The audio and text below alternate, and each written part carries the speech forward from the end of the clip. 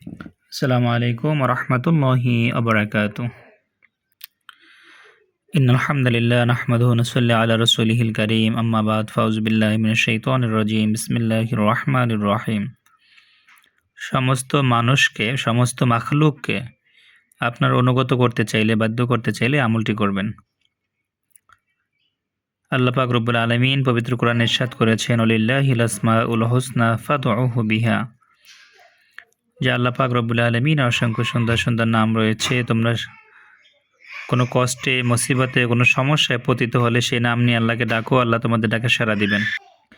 সম্মানিত ভাই ও বোনেরা, ইয়া মুমিনু আল্লাহর একটি নাম, যার শব্দের অর্থ বিশ্বাসী, যারা মুমিন।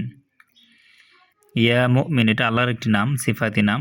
ইয়া মুমিন যার শব্দের অর্থ বিশ্বাসী, হে বিশ্বাসী। ইয়া শব্দের অর্থ হে, মুমিন শব্দের অর্থ বিশ্বাসী। ইয়া মুমিন এই নামের আমলটি আপনাকে করতে হবে। কতদিন করবেন, কিভাবে করবেন, আমি নিয়মকানুন বিস্তারিত বলে দিচ্ছি।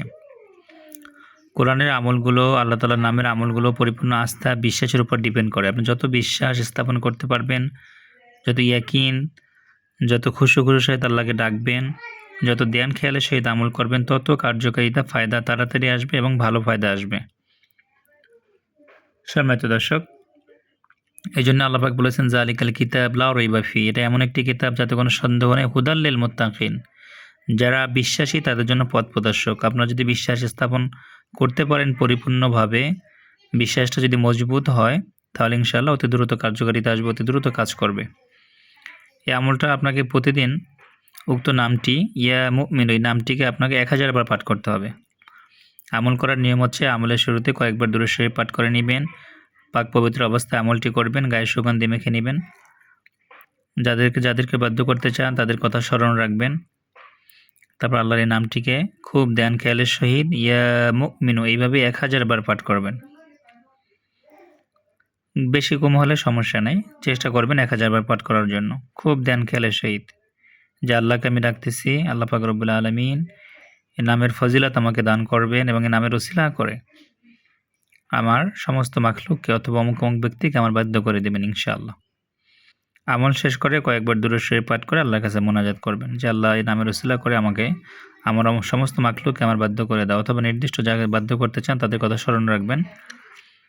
এবং আমলটি করা শেষ হলে যদি সম্ভব হয় কিছু সদকা দান করবেন, কিছু টাকা পয়সা গরিব মিসকিনকে একদিন দিয়ে দিলেই হবে, কিন্তু আমলটা টানা 7 দিন করতে হবে। আমলটি একই নিয়ম টানা 7 দিন করবেন, 7000 বার পড়বেন, প্রতিদিন 1000 বার করে। আমলের শুরুতে শেষে দুরূদ শরীফ পড়ে নেবেন। এটা করলে ইনশাআল্লাহ একদিন আমল বন্ধ করতে পারবেন না, মাঝখানে টানা 7 দিনই করতে হবে। এবং যত রকম অবাধ্যতা থাকুক, পৃথিবীর সকল মানুষ আপনার বাধ্য হয়ে যাবে, অনুগত হয়ে যাবে। নির্দিষ্ট কারোর জন্য করলে ওই ব্যক্তি আপনার অনুগত হবে, বাধ্য হবে ইনশাআল্লাহ। একদম পরীক্ষিত আমল, পরিপূর্ণ আস্থা বিশ্বাস নিয়ে করবেন। আল্লাহ আমাদের সকলকে আল্লাহর প্রতি ইয়াকিন রেখে আল্লাহকে ডাকার তৌফিক দান করুক। আল্লাহুম্মা আমিন। আসসালামু আলাইকুম ওয়া রাহমাতুল্লাহি ওয়া বারাকাতুহু।